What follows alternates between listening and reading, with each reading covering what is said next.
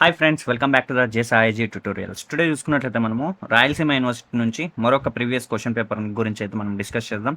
ఈ question paper వచ్చేసి మనకి బీఈడి ఫ్రెండ్స్ ఎవరైతే ఉంటారో, సో బీఈడి వాళ్ళు రాయలసీమ యూనివర్సిటీ నుంచి సెకండ్ సెమిస్టర్ విద్యార్థులకి ఇది ఆర్ట్ ఎడ్యుకేషన్ అన్న సబ్జెక్ట్కి సంబంధించినటువంటి క్వశ్చన్ పేపరు జూలై ఆగస్ట్ 2025లో వచ్చినటువంటి క్వశ్చన్ పేపర్ ఫ్రెండ్స్.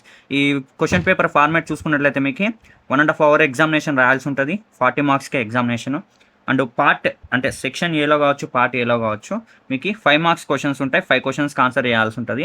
ఒక్కొక్క యూనిట్ నుంచి ఒక్కొక్క క్వశ్చన్ రావడం జరుగుతుంది. ఒక్కొక్క క్వశ్చన్లోనూ 2 క్వశ్చన్లు ఇవ్వడం జరుగుతుంది. రెండిట్లో ఏదో ఒక దానికైతే సమాధానం రాయాల్సి ఉంటుంది.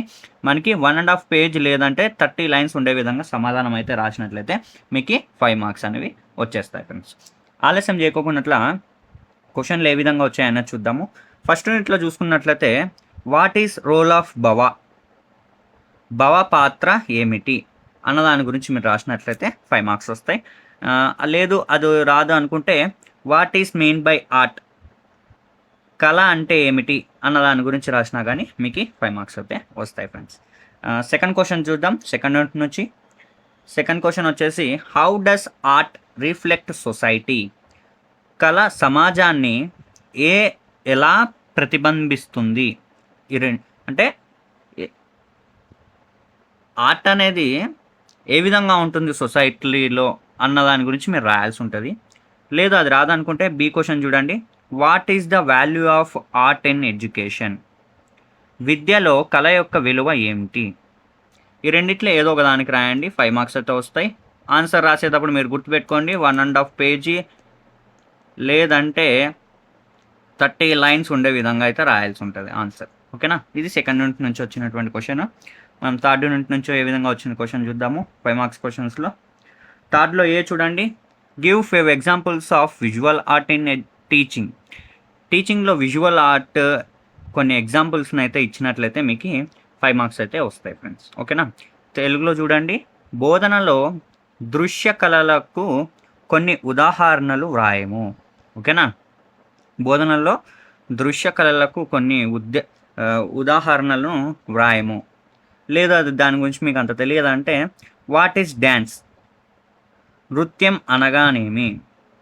ఈ రెండిట్లో అంటే ఇదన్నా రాయొచ్చు. ఏ దానికన్నా క్వశ్చన్కి ఆన్సర్ రాయొచ్చు, బి దానికన్నా క్వశ్చన్ రాయొచ్చు. 5 మార్క్స్ అయితే వస్తాయి.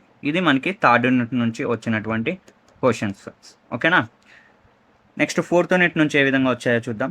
ఫోర్త్ యూనిట్లో వచ్చేసి what is A K Coomaraswamy view on art and education.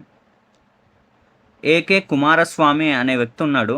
Art and education మీద ఏ విధంగా ఉంది దృష్టి ఆయనది అనేసి రాయాల్సి ఉంటుంది. ఆయన యొక్క అభిప్రాయం ఏ విధంగా ఉంది అనేసి. తెలుగులో చూసుకున్నట్లయితే కళ మరియు విద్యపై ఏకే కుమారస్వామి అభిప్రాయం ఏమిటి అన్న దాని గురించి రాయాల్సి ఉంటుంది. 5 మార్క్స్ క్వశ్చన్. లేదు మీకు ఏ గురించి మీకు తెలియదు అనుకుంటే బి క్వశ్చన్ చూడండి. What is Read's legacy in art education, కళా విద్యలో రీడ్స్ లెగసీ ఏమిటి. ఈ రెండిట్లో ఏదో ఒకటి రాయండి. ఓకేనా. నెక్స్ట్ చూసుకుందాం 5th యూనిట్. ఫ్రెండ్స్ మీరు ఒక క్వశ్చన్ పేపర్ చూడగానే మీకు ఇంపార్టెంట్ టాపిక్స్ అనేవి అంటే ఇవి కొంచెం ఇంపార్టెంట్ అనేది నోట్ చేసుకోండి. సో ఈ టాపిక్స్ గురించి మీరు నేర్చుకున్నట్లయితే ఇవే క్వశ్చన్స్ రిపీట్ అయినట్లయితే మీకు ఎగ్జామినేషన్లో మంచి స్కోర్ని అయితే సాధించవచ్చు. ఓకేనా. బట్ ఒక క్వశ్చన్ పేపర్ చూస్తేనే ఈ క్వశ్చన్ ఇంపార్టెంట్ అని చెప్పలేము. ఎందుకంటే ఎక్కువ రిపీట్ అయ్యేవి ఏవి ఉన్నాయి అనేది మీరు ఫోకస్ చేస్తే, ఆ క్వశ్చన్స్ మీద మీరు ఇంకా ఎక్కువ ఫోకస్ చేస్తే మీరు ఎక్కువ స్కోర్ చేసుకోవచ్చు, మంచిగా అయితే ప్రిపేర్ అవ్వచ్చు. ఓకేనా. 5th యూనిట్ నుంచి చూడండి. What role does craft play in art, కళలో చేతి పని యొక్క పాత్ర ఏమిటి. ఇదొక క్వశ్చన్. ఏ వచ్చేసి బి వచ్చేసి what is the significance traditional crafts, సాంప్రదాయ చేతి పనులు ప్రాముఖ్యత ఏమిటి. ఈ రెండిట్లో ఏదో ఒక దానికి రాయాల్సి ఉంటుంది. ఓకేనా. Craft play in art, next వచ్చేసి సిగ్నిఫికెన్స్ ఆఫ్ ట్రెడిషనల్ ఆర్ట్స్. ఈ రెండిట్లో ఏదో ఒక దానికి రాసిన మీకు 5 మార్క్స్ అయితే వచ్చేస్తాయి ఫ్రెండ్స్. ఇవి మనకి 5 మార్క్స్ క్వశ్చన్స్. టోటల్ 5 వస్తాయి. 5 into 5 25 మార్క్స్ అయితే స్కోర్ చేసుకోవచ్చు. ఓకేనా.